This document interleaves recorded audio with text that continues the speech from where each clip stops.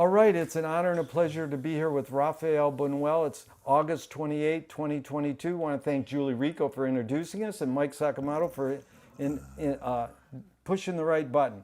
Yeah. Rafael, what an honor. Thank you so much. Yeah. What's the best thing for a human being? The best thing For a human to being? live well, To live well. whatever that is. Yeah. What's your favorite form of information, how it comes into you? Television, newspaper, friends. All of that. Yeah, yeah. Why do you think humans collect information? What? Why do you think humans collect information? Well, I get information, I don't collect it. Because we want to know what's happening. And like now I have a difficulty reading, but I wanted to see the newspaper every day. Yeah. So I can read the headlines and, kind of the little headline to know what's happening in the world. I want to know what's happening in the world. Television is here because you can hear, you can read the subtitles sometimes. We want to know what's going on. Do you think this need or want to collect information is more innate in humans, or did we invent it? No, because aren't we all curious as a child? Mama, what's in that bag? Is that a gift for me? Or Mama, where are you going? We are all curious. Yeah. So, it's... Yeah. Do thoughts create emotions? Does thought emotion? Does thinking create emotions? The thinking create emotion? It can. Yeah. It's like, a thought is a dream. That's is a dream, and a dream can cause a nightmare, which is a lot of emotion. So a thought can cause, like, what happened to my best friend? He died when he was 57 years old. Just thinking about that, I feel sorry. You feel, yeah. Fill in the blank. I don't know what I think until I don't know. Yeah. That's good. I don't know what I think until I don't know. Can humans think without language? Well, a dream is... No, because can we have a thought without words? I don't think so. Yeah. Even, if we're dreaming, we're seeing. We're at the place where it's taking place. We're surrounded maybe by people we know. So we're not actually talking, or we can sometimes be talking. Yeah. Well, it's interesting you brought up dreams, because James Joyce wrote a book called Finnegan's Wake, and it's about how artists can dream while they're awake, not to sound elitist, but everybody creates these scenarios in the middle of the night that are unbelievable. But artists also do that while they're awake. Look. So, have dreams played a role in your creative process as a sculptor and a playwright? Yeah. No, because I'm always not thinking, but they come up. If in the newspaper, what's his name? Right. The asshole, what's the name of it? We don't need that. What's his name? Right. The one that was president. DT. Huh? We call them DTs. DTs? DT. For what? Donald Trump. Yeah. Is that who you're referring to? Yeah. But you know what DTs are? When you're stopping drinking, you get DTs. I didn't So his know. initials are DT. I'd like something to be done with him. Yeah. No, I agree. So when language doesn't work and you're communicating with someone, what do you do when language breaks down? No, it can't break down. It can't.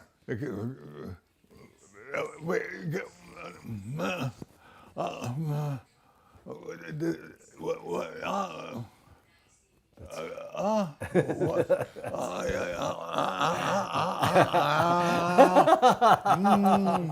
Monje. If it's language, you can write it, you can, Right. No, you can't. Everything is through words. And You're- one thing that I thought today, it's not the first time, but years ago I thought about it. Why can we be so intelligent? We have our brain, it can see, it can remember, it can make additions, it can remember thousands of words. Where do we get that brain from? From a cockroach. That's A million years ago on Earth, there was nothing. We started with a cockroach. that's it. That's a miracle, you're saying. I don't believe it. And You I don't believe it? I don't believe in God, but it's incredible. No, Yeah. because our mind is the average mind is incredible. You can talk, you can remember, you can know different languages, you can add, you can subtract, just the average mind is incredible. Yeah. And it comes from a cockroach. Hey, you anticipated the next question, but I got to interject this one. If God does exist, Yeah. what do you want God to say to you after you die? You're welcome. You're welcome. Beautiful. Rafael, can you forget to die? Can what? Can you forget to die? Can I forget to die? Yeah. I don't understand. Yeah. I can't forget to die. Oh, okay. Yeah. How can you forget to die? I don't know. It's just a question. I get various answers to it. Some people Oh. say yes and some people say no. No, because I know I'm going to die. Yeah. Yeah, so you know that's certainty. Yeah. But your observations of humans in general, Yeah. are we more thinking beings or more feeling beings? No, because I'm in an intellectual field, so most of my close friends are intellectual. Yeah. So it's, analyzing, discussing, Yeah, it's a beautiful thing. And Alan Turing in 1950s asked these two questions. Is thinking a function of the soul? I don't believe in the soul. That's cool. And his second question was, can machines think? Can we? Can machines think? No. Yeah. It's great. You get it. Do you more pursue happiness or more pursue meaning? I think happiness would Yeah. be, Yeah. yeah. What do you worry about when you go to bed at night? Nothing. Beautiful. Nothing, no, get a good night's sleep. Yeah.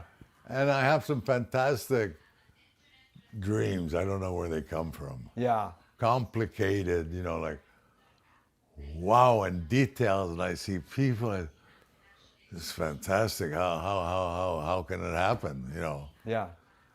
So I think all the dreams I've had, and very complex. All of a sudden I don't, like I'm in a huge factory, and then I see a close-up of the manager. I say, I've never seen him, but there he is. My brain saw him. Otherwise, is he created a new face, or it's just fantastic? Yeah. And it's all inside my brain. Yeah. Well, T.S. Eliot, the poet, said that poetry is outing your inner dialogue. So it's like artists might be outing this innerness. Yeah. And so the next question is, do artists have moral obligation? No. Yeah. Yeah, they have obligations to be faithful to themselves. Yeah. Yeah, let's say they take a political, and then not change political positions because they give them money. Yeah. It's really good. Or whatever. Yeah, no, that's beautiful. Are you more afraid of new ideas or more afraid of old ideas? What are old ideas? You're answering a question with a question, dude, you win. That's it. They ask the Irish people, they go, why do you answer questions with questions? And they go, we do, eh? That's really smart. Okay, Can you conjure up your earliest memory ever or one of them? Memory? Yeah. Like one of your earliest memories. Well, memories or Yeah. actual? An actual memory, can you conjure it up? I had a girlfriend when I was 4 years old. Did you really? I still have a picture of her. That is Is memory more a curse or more a blessing? No, you can play with a memory. Oh, I know. No. I love that. I wish I had a memory 100 times better. Yeah. But do you think overall memory is more a curse or more a blessing? More a blessing. Oh, that was almost a Freudian slip there. No, that was good. Not quite. No, it is a blessing. I mean, Yeah, no, imagine, Yeah. Wow. So do evil people exist, or does evil use people as a vehicle? Repeat the last part of it. Do evil use people as a vehicle? Is there evil people, or is evil use people as a vehicle? Both. Both, yeah. So, what do you think first stimulated you to do art with your hands? So you showed us something you made. The art I do, I never thought about it. You never thought about it. Yeah. All of a sudden, here, like, have you seen my book? Well, we saw a little bit on the video. That book has like 350, for example, that one there. Yeah. That's in my book. And the swing and the one with the... All those are in my book. The hand is the head. And when I look at it, where the fuck did I get these ideas? You don't know where it came from, but the role of intention, because, Stanley Kubrick says that if you don't see the intention of the art, that's good art. But other people say, if you see the intention, that's not good art. So what role does intention play? Do you have some intention, motive? Does it look good? Do I like the way these things look? Yeah, I like it. That's it, the look good. The things, they're weird. My little drawings are weird. I like them. They're fun, and I like them. But Duchamp said there's no art without an audience. How much do you think of your viewer, of your The thing art? is, I have to do it. You're just driven. For example, if it wouldn't be for Oscar, I wouldn't have that book. And now, for example, he's working in my studio. I have sculptures, and Oscar's working on a book on my sculptures.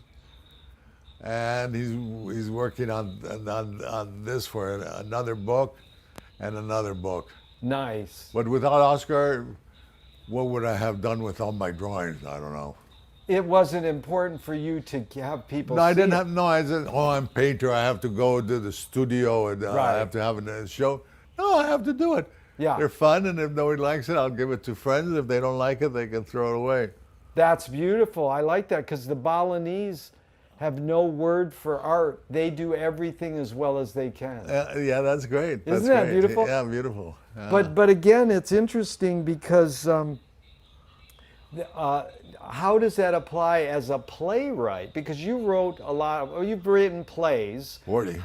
40 plays. Oh. How much are you thinking of your viewer at the play, the theater attending? I'm writing what I can. Yeah. I get the idea. What's the idea? And then okay. And okay, what character should I use? Should it be an old man or a young man? Should it be this, an intelligent, or that? Should it be a woman, a sexy woman? Okay, a sexy woman and an old man. Okay, what can they say? Yeah. Hi, darling, you want to go to bed with me? Fuck you. And that. Try to find interesting dialogue. What's the most significant difference between men and women, physical aside? I'd have to be a woman to find out. That is an amazing answer. So why do you think women live longer than men?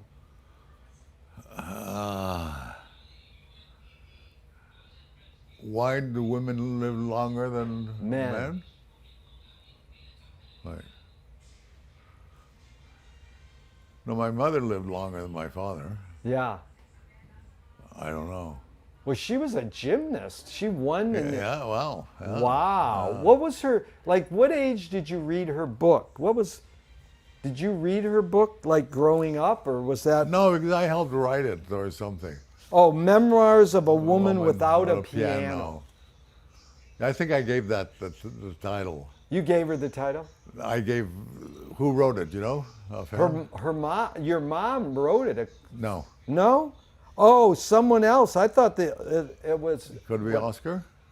I don't know. I thought I read that she wrote the book. No. No, Because it says Confessions of a, you know. I see. No, my mother My didn't. mistake, yeah. My mother didn't want to do it, and I convinced her. I said, come on, you know, your husband has Right. It'll be fun, and no, she's shy, and I have nothing to say. Come on, of course you have something to say. And the title, did you read the book or no? No, I haven't read it. The title is A Woman Without, because my father had a piano in the house. Yeah. My father didn't play, my mother played a little bit. Yeah. And sometimes she liked to, Les enfants de la patrie. And my father was deaf. So sometimes he had a friend when I started playing the, so what happened? Yeah, once at a party, yeah, I think my father was young, and he gave away my mother's piano. And my mother, it's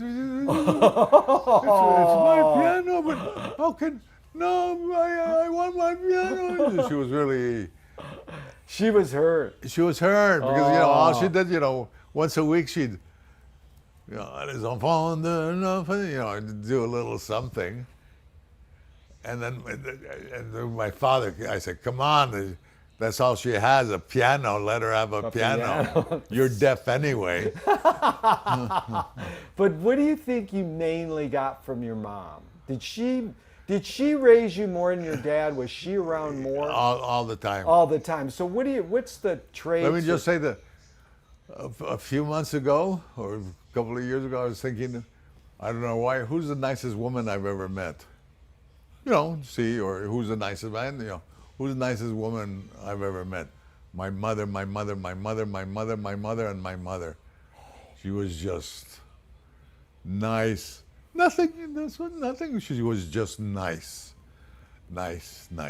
Isn't that beautiful? Yeah. Yeah. And what happened is, my father being old-fashioned, the children belonged to the mother.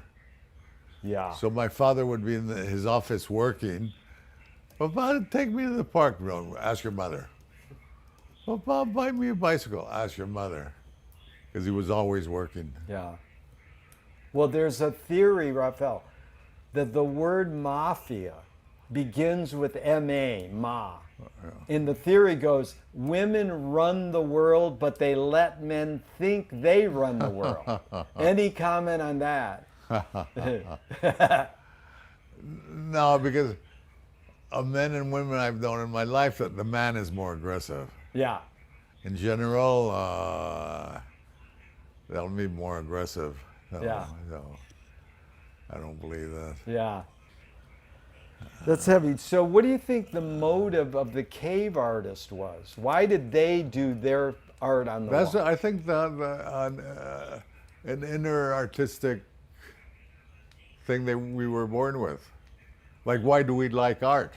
Yeah. It's stupid to look at a stupid painting. We like it. I love that. Maybe you don't like You these, talk but- like I do, stupid painting. Like, that's good. Yeah. No, I understand. Or a Calder, wonderful Yeah. Calder, and what? Yeah. Ah. If it was a naked woman, a photograph of, you see that up on top? Yeah. You see a naked woman? Yes. That's my secretary. Nice. On a swing. On a swing, That- but a photographer, a friend of mine, had a chance to photograph her.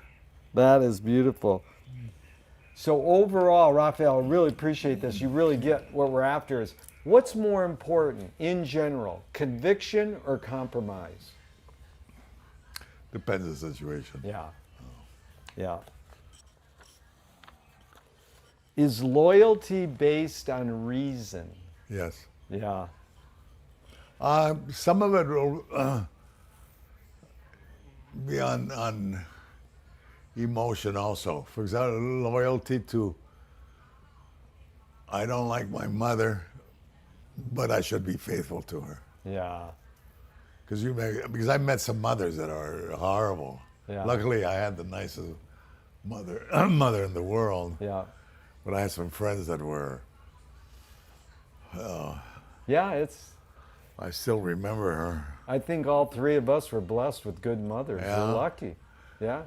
Yeah. No. It's, Is perception reality? mostly, and it depends how the mind interprets. Yeah, but it is. Yeah. Like we're not in heaven now, are we?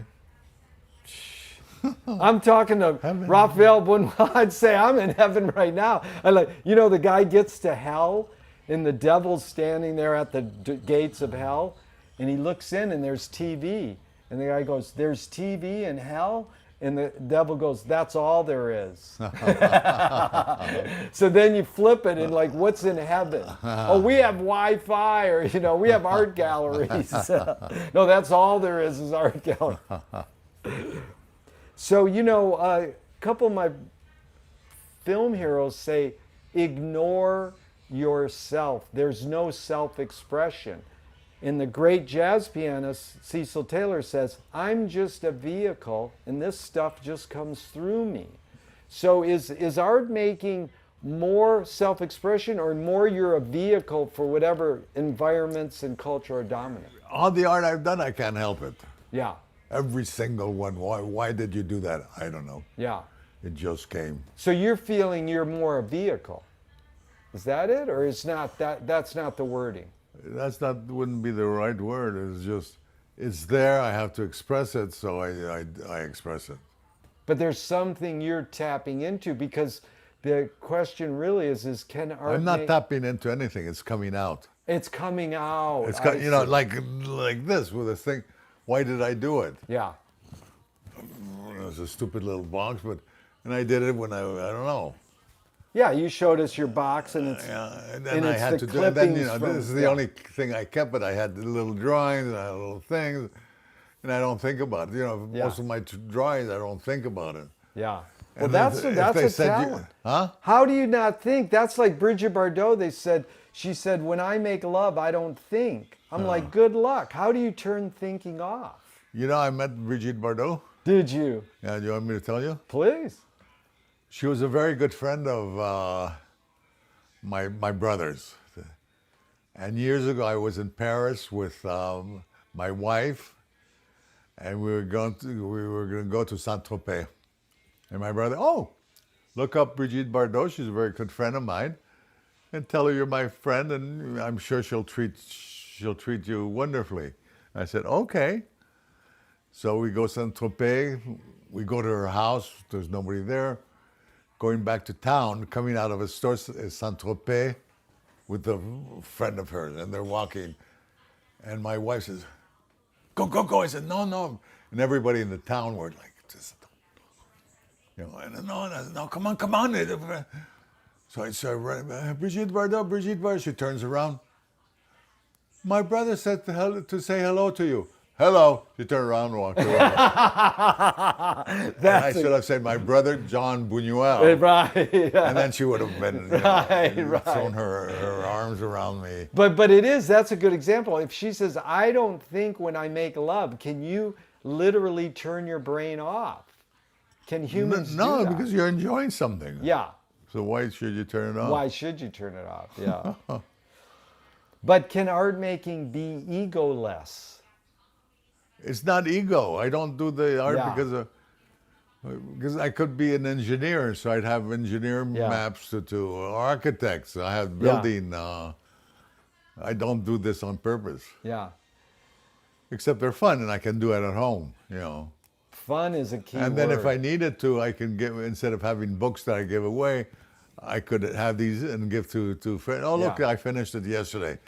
Here, I finished it, and give all my drawings to friends. Yeah. And then they can do whatever they want with it.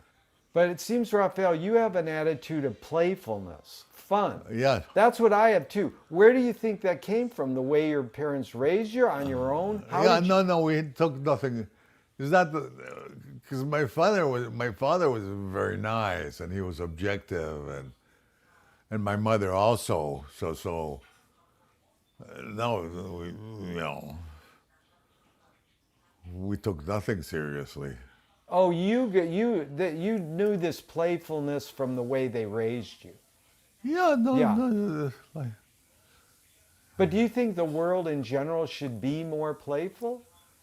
Or are Some, yeah, no, because you have fun if you're playful. yeah. You know, no, Yeah. and they'd be in a better mood, and they'd, you know, Yeah.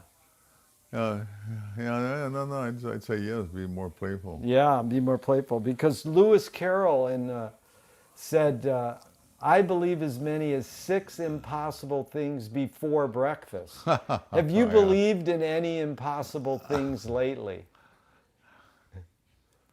Well, in my dreams and all that, yes, but I know they're impossible, so I don't even, I think about them. Oh yeah, that was fun, and then I forget about them. Yeah. Yeah, no, so I don't know. But do you think it's important to recall dreams or just let Yeah, dream? no, it's not important. Not important. It's fun. A dream is fun. Yeah. Unless if it's a nightmare. But a nightmare is usually associated with, a stomach upset Yeah. or something bad happens in your life. Yeah, no. Well, that's good you brought up your stomach because I'm curious. My friend says in music there's 3 T's. Technique, theory, and taste. So technique, you can learn how to play the piano. Theory, you know what chords. How does one acquire taste? Like, how did you gravitate towards Calder and not another artist? Yeah. How does taste? Yes. Yeah. Why classical music? Why jazz? Yeah. You tell me. Again, that's it. Because I think it's No, the word taste. It goes Taste. to your stomach. It's your gut Yeah. telling you. What's your favorite food? Yeah. Yeah. Fruits and taste. vegetables, whatever. But it's like what your taste buds then translate into forming like this aesthetic. Like why does someone gravitate towards this art and not that art? Yeah. No. Yeah. But maybe you could tell me like one in 40 plays you wrote, one element, this was over years, one element that stayed the same and one element that changed. I couldn't tell. I'd have to analyze. Yeah. What happens is I like comedy. You like comedy? Yeah, absolutely. Yeah. The thing of all my plays, if they're one that seems serious, it's actually a comedy. Wow, because that's funny. What's the function of laughter? Happiness. And then, Steve Allen would say, behind every joke, there's a grievance. Think that's accurate? Kind of. Yeah. It depends what reason it is. Yeah, because there's this line that goes, you create what you resist. The comedian Bob Goldthwait morphed it into, you are what you hate. No. No? Yeah. Because we're drawn to things that maybe we resist. No. Yeah. No, what I do is, all the friends I have, I agree with them and they agree with me. Yeah. If they didn't think I was funny, they wouldn't be my friends. And if I didn't think they were funny, I wouldn't, and if I had something serious to communicate, I want them to take me seriously. Yeah. You find a commonality. Yeah, of course, yeah. Yeah. Yeah, my friend Robert Dobbs says, when you're laughing, you're learning. Yeah. Yes and no. It depends what you're laughing at. Yeah. Like you have a stupid face, It That's doesn't good, have I a do. Stupid. Oh, I'm sorry. I learned not to be insultive to my guests. That was good. I love it. That was a beautiful example. because it's about satire too. What is the function of satire? Because Swift said that satire is a mirror in which people could see every face but their own. So I mean, or they can tell, or they can tell friends or other people something true as a satire. Oh, I don't like monkeys that have a long tail, and you like a monkey. What? You have a long tail? What? I don't know. No, that I don't agree. yeah. No. Well, true is a great word because there's that line that goes, "I'm for anyone who seeks the truth, but I part ways when they claim they found it." So I morph that into the cliche goes, the journey is more important than the destination. Why do we have to seek a destination if the journey's more important? Because we all have to get to that destination. And what does that destination is? Death. Yeah. So we don't, do you know anybody that likes dying? Yeah. I don't think so. Yeah. From this angle, you look a little like,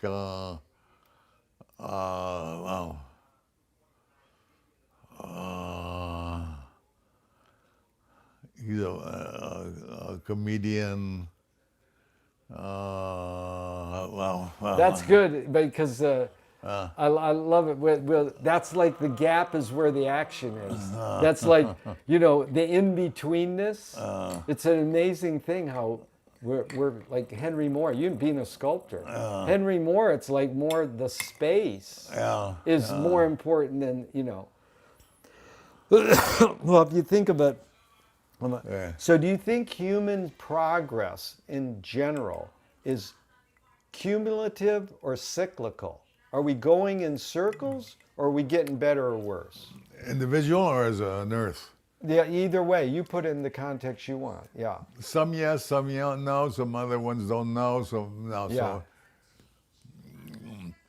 but I don't think we're progressing enough as we should. As we should. And then seeing this Trump. Yeah. Oy. Is just, and then another one to me that's as bad as Hitler, Putin. Wow. And I saw him it was in a newspaper or it was on television about 25, 30 years ago.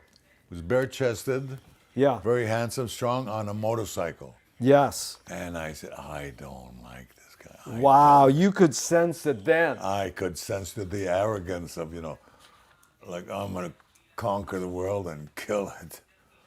And then I showed it to my father, and because Putin, and do you know Spanish?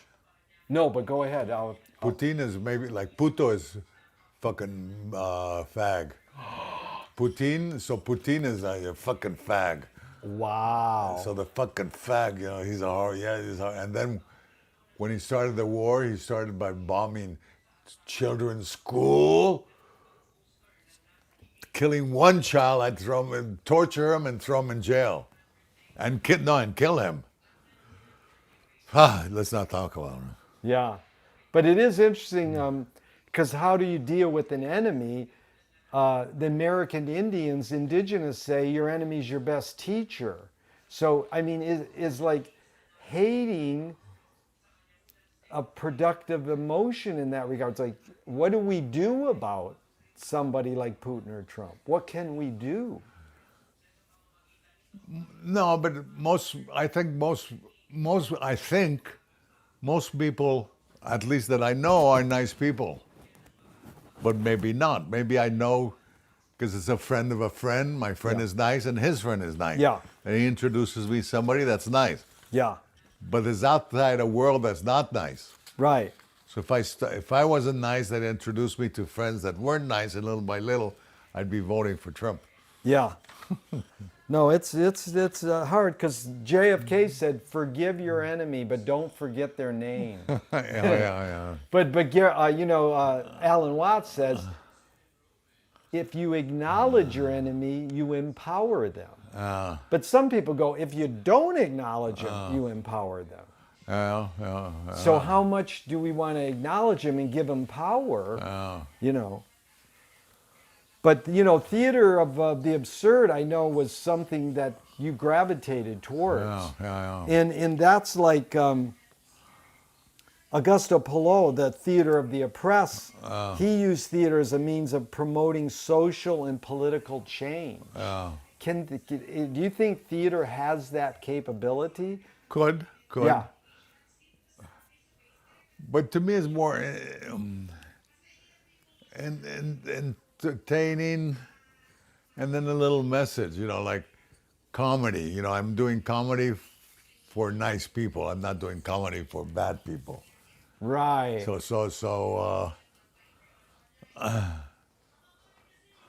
Well, it's funny because isn't Judith Malina and Julian Beck, they were theater people. They said, we believe in theater as a place of intense experience, half dream, half ritual, in which the spectator approaches some kind of vision of self-understanding. So is there ritual in your playwright process? What does ritual mean to you? I don't know. Yeah. I don't know. Like, is it you have to sit down a certain time? Rituals to me sound like religion. Yeah.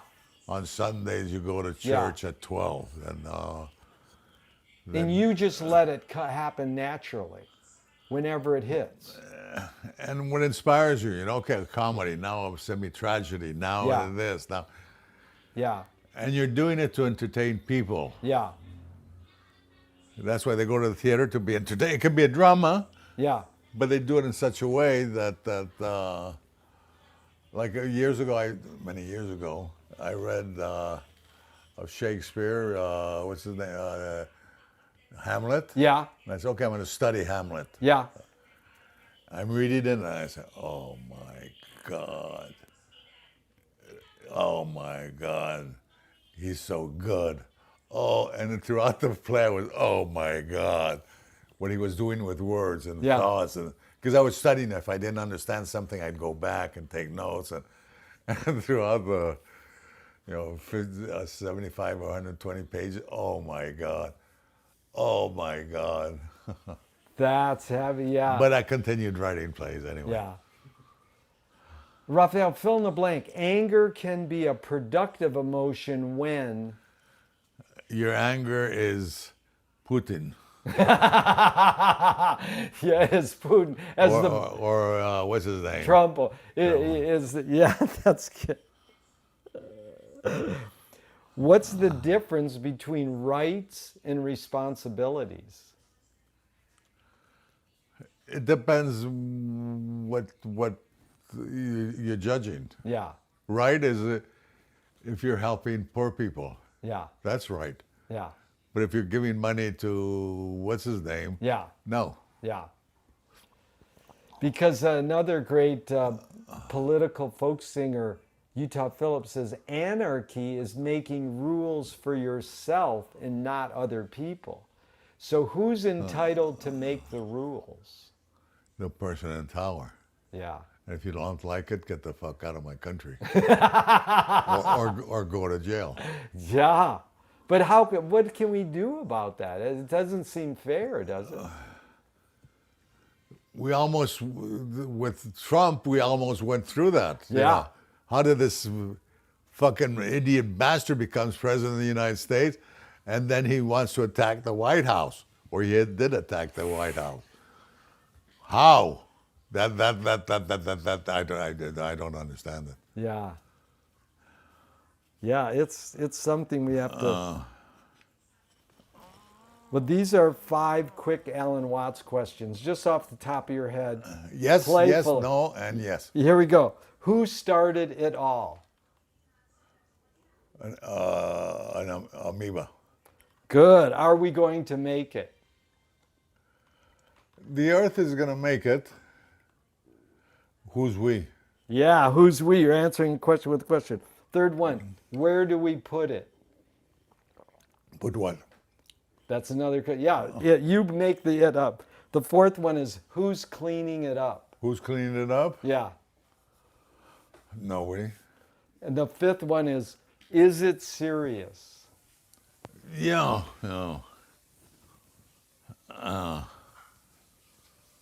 Yeah, Frank. yeah, because I'm for helping people, and Yeah.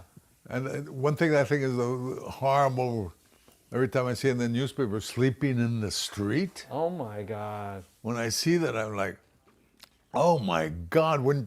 If I was president, whatever, I'd do everything possible in my life I'd force. And then there's billionaires. Oh, I spent $2 billion buying 5 Rolls Royces, or raise it. If they don't like it, throw them in jail. Yeah. No, it's a beautiful thing when people are concerned about other people. That's a reflection of your society. Was when the downtrodden are there, what are we doing about it? Yeah. And the worst is, I think, what would you do if you all of a sudden found yourself you had to sleep in the street? Yeah. What would you do? I would try my best to deal with it and reach out to my community, because I live in Venice and a lot of my friends are homeless. So I talk to them. Really? Actually homeless? Oh, yeah. Did they sleep on the sidewalk? They sleep on the sidewalk, and I talk to them, and they're normal human beings. And some of them Yeah, have of course. problems. Some of them don't have problems. Some of them adjust. And then when COVID hit, it was big because a lot of them were, here's your really fancy hotel, and they got to stay in hotels. And then I says, how do you feel about that? And they would have their feedback on that situation. So, it's tough. It's not easy. Horrible. It's horrible, yeah. Imagine at 4 o'clock in the morning you have to go to the bathroom. That's the thing. And then they lock the bathrooms. It's like, what are you doing locking bathrooms for? Anyway. Well, a few more and we're out of here. This has really been fun. How do you find peace of mind? I used to alcohol. I don't drink anymore. Alcohol was a big. Today in the newspaper, I think in the newspaper, more people smoke marijuana than cigarettes. Yeah. I smoked shall I tell you I started smoking when I was 18 years old. Yeah. 2 packs a day. I stopped like 2 years ago. Wow. No. Was it hard to stop? Huh? Was it hard to stop? I think smoking is a stupid habit in the world. Yeah. It gives you no pleasure. The only pleasure it gives you is if you don't smoke. Right. But once you take marijuana, I don't like marijuana, but it gives you pleasure. Yeah. So I think it's as stupid as, and I couldn't 2 packs a day for 60 years or. Wow. The same thing. My father at home. My mother smoked. My father, my brother smoked. Everybody smoked. When my father was dying in Mexico City at the hospital, I went to visit him, and he was dying. His last days, and I says, Rafael. At the time, I still smoked. Rafael, give me a cigarette. This is the hospital, Papa. Give me a cigarette. I order you as your father. Papa, I can't, Luckily, his doctor comes in. Don Luis, how are you? Takes out a pack of cigarette.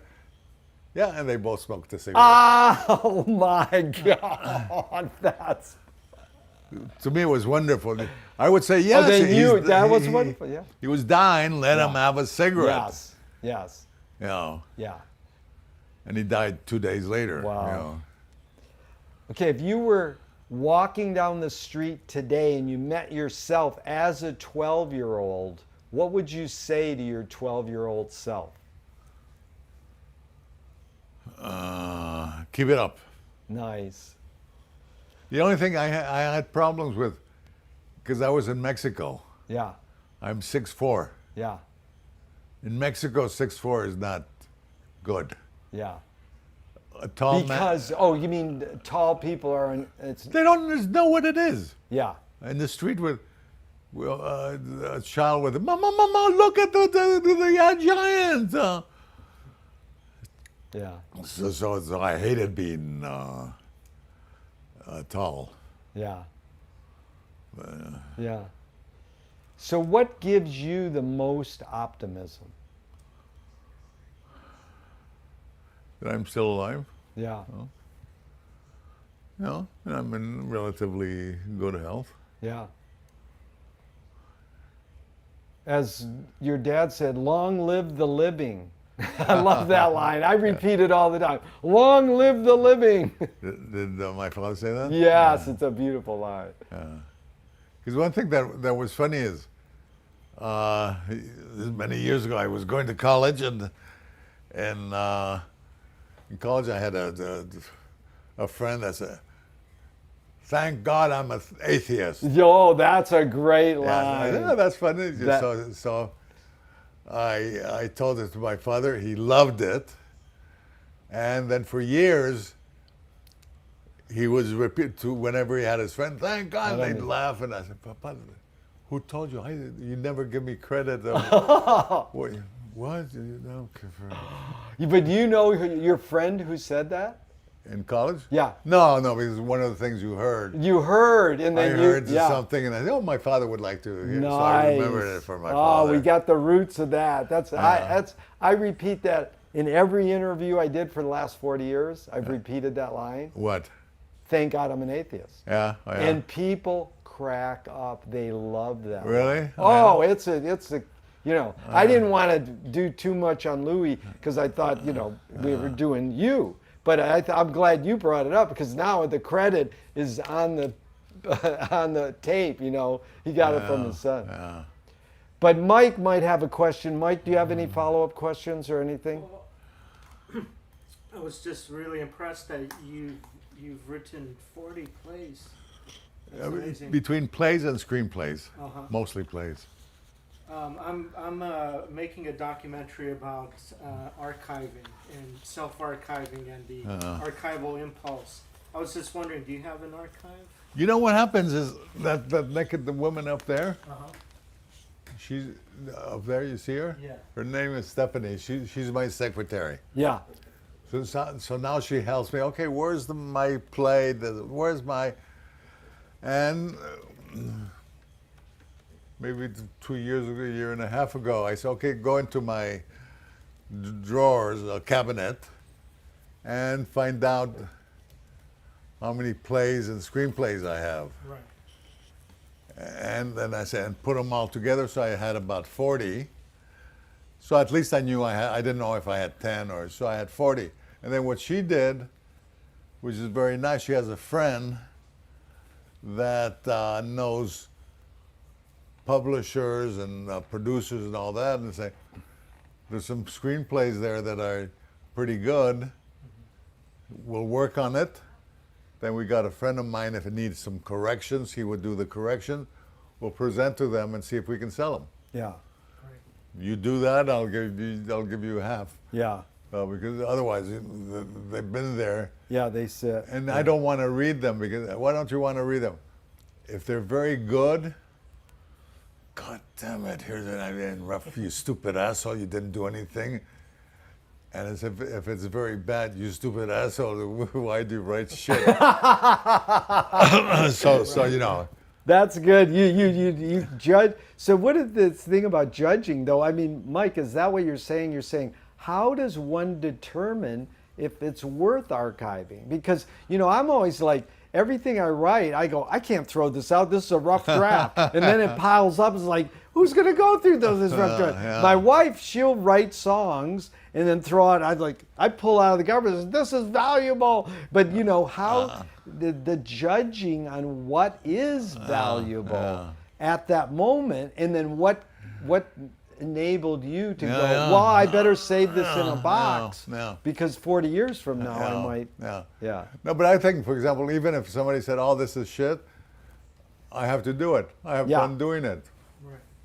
That's what's important. Yeah. Yeah. And then people like it, like Oscar, and he printed 3 books, and my daughter. Okay, that's what. No, because if nobody liked it, I would continue doing it, but less. Yeah. Well, it's good you have Oscar in your life because he's helping sort of nudge you. This is important. Yeah, and then he's in charge of trying to sell the Calders. Yeah, that's good. So see what happens. Yeah. Calder, what an amazing balancing act. He's probably the nicest person I've ever met. Calder or Oscar? Or both? No, both. No. No, you were. No, but Calder. Oh, he was the nicest. Well, tell us about meeting him. Where'd you meet him? At what age? Like about? I met him when I was 6 days old. Because I was born in the hospital. 6 days later, I had to leave the hospital and go home. My father had no money, no home. And Oscar opened his house for me. Oh my God. A brand new born baby. A mother giving milk to the baby. A 5-year-old little kid and my father. All into his place. What city was that? New York City. So Oscar just. No, knew- Oscar's somebody I met. Oh, later. This was Calder opened his house to you? Yeah, this is Calder. Calder opened his house to you when you To were. my father. and Because they were friends. he knew he was in need and he said, stay here. Your home is my home. Yeah. Wow. And then when that happened, so you'll see Dali, and my father had been, you see that wine bottle there? Yeah, That's my father. on the label, yeah. And it's a painting by Dali. Oh. My father, Dali did that and they were best friends. And And then the painting existed, and you were somewhere. It says your dad said you can sell the Dali painting. kind of. No, because when that happened, my father was dead, so Oh, my brother and I could do whatever we wanted with the Dali. And we were stupid because what did you do?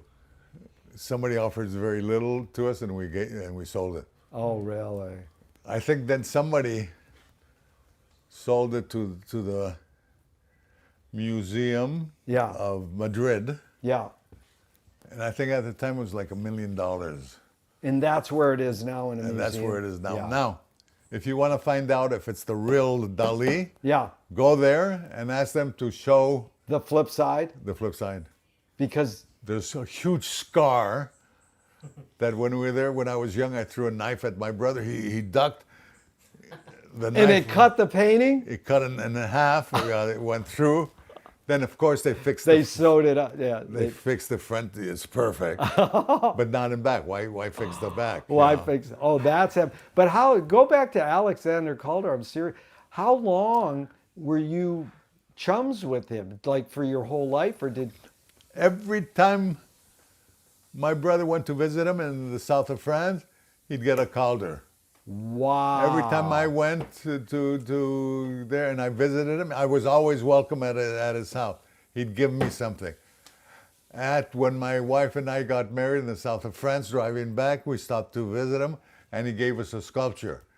It was about this big, and my fucking wife, I got divorced, and I said, I'm nice, I'll give him the sculpture.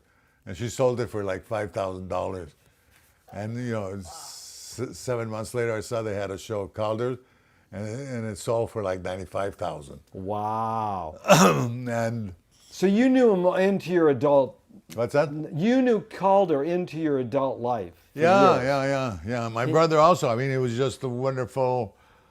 I automatically I consider him my best uncle. You know. Nice. He was like this balancing act guy, but yours are different. They're not typical Calders. of No, mine. no. I wish they were. These are not my favorite. I see. But you know, they were there. He was working on and Yeah.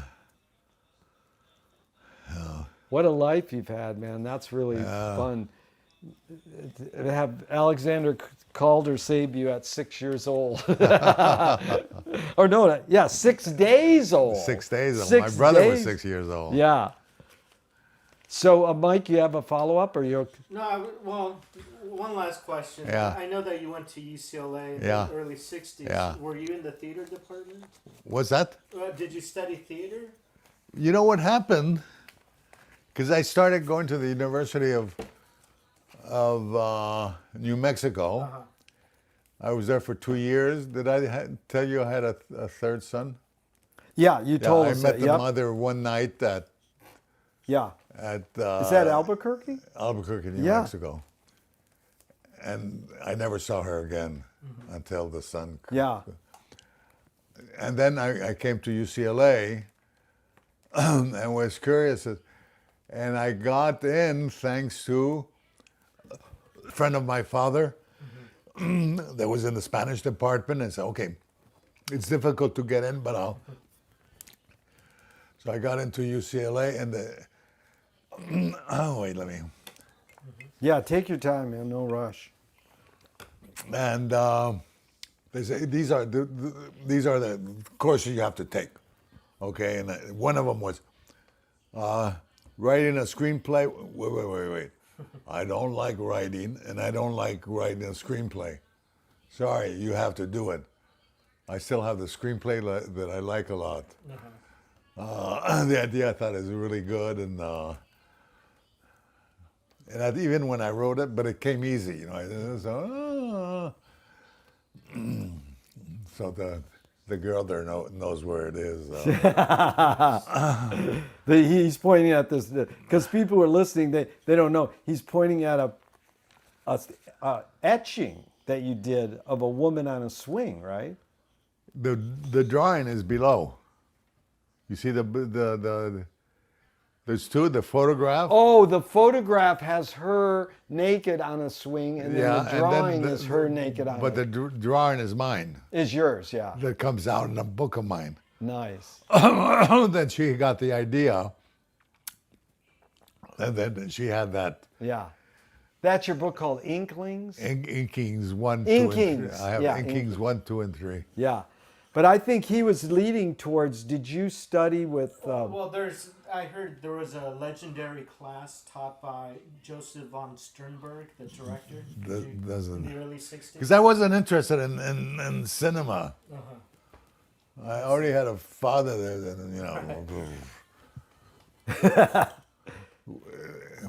I think my father and I only went once to the movies together. Really? You know what film it was? One of his or somebody else? No, because his, when he finished seeing it, if I wasn't busy, I could go to the studio and watch it. Oh.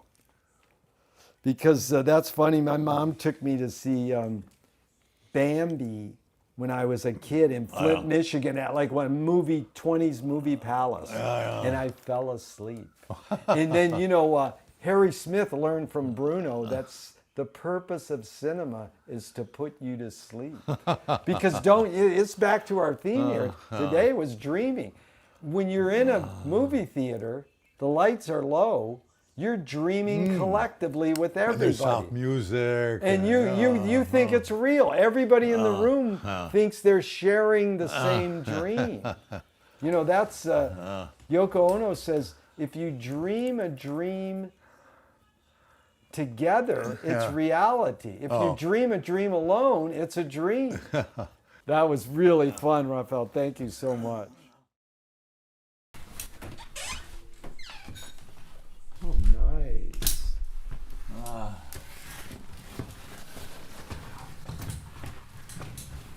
So this is where I do my writing.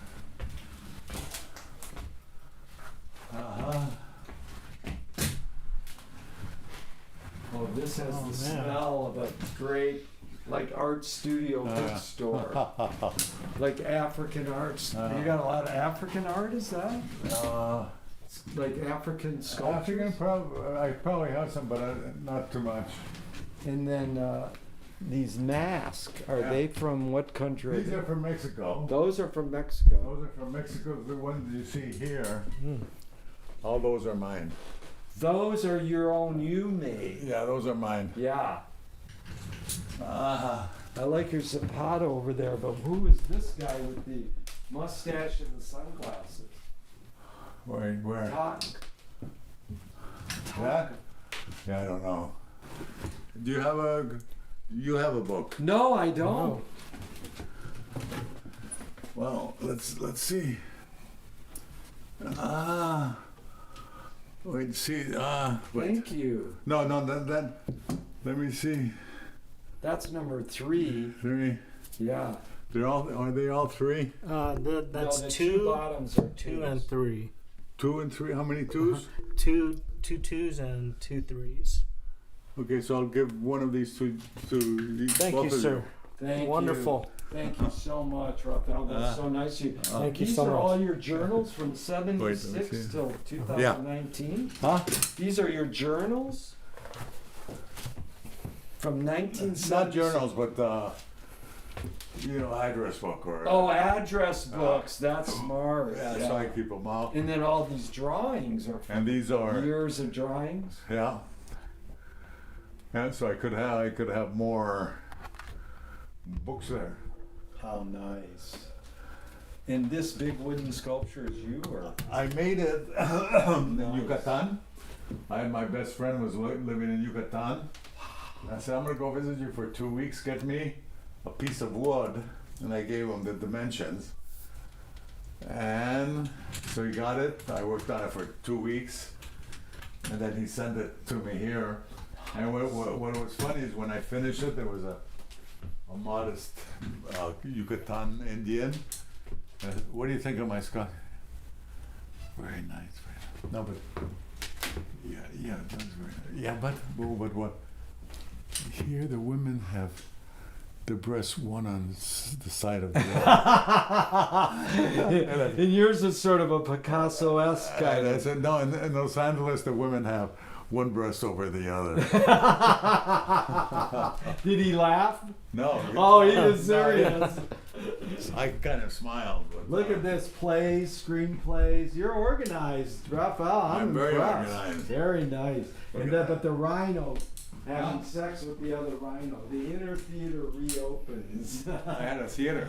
in In New York. the Bowery, right? Bowery, yeah. Yeah. How do you know that? Yeah, because we saw you. You have Oh. an interview on YouTube. Yeah. Oh, okay. You talk about that. Hey, you have an Alan Watts book there too. Huh? Alan Watts book.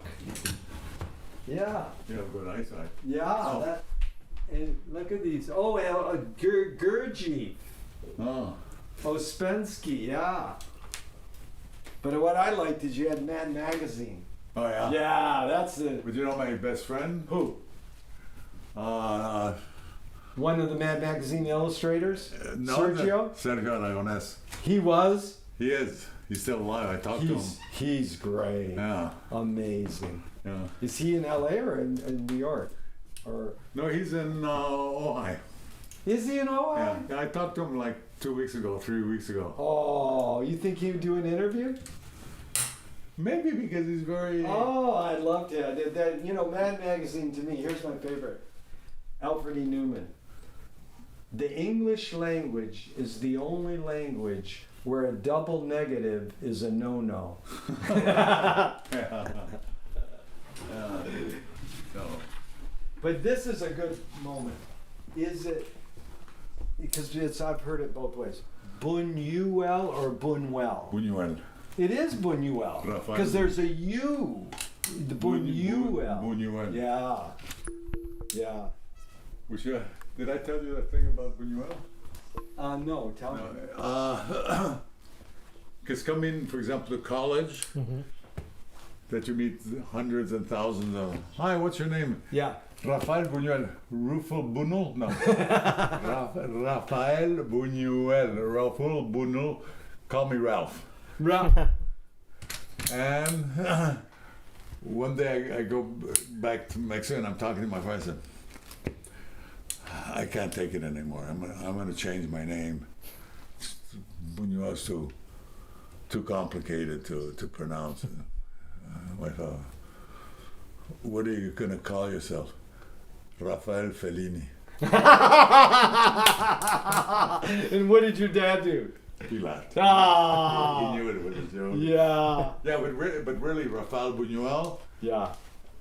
And then you meet 100 people a day at Yeah. fraternities and all Yeah. that. I didn't like it. And then, for example, my son is called Mark. Yeah. That's easy. Yeah. Mark Buñuel. Hey, Mark, how are you doing? Yeah. Clarissa didn't like it because it's Clarissa Buñuel. I wanted Claire. But the mother wanted Clarissa anyway. Yeah.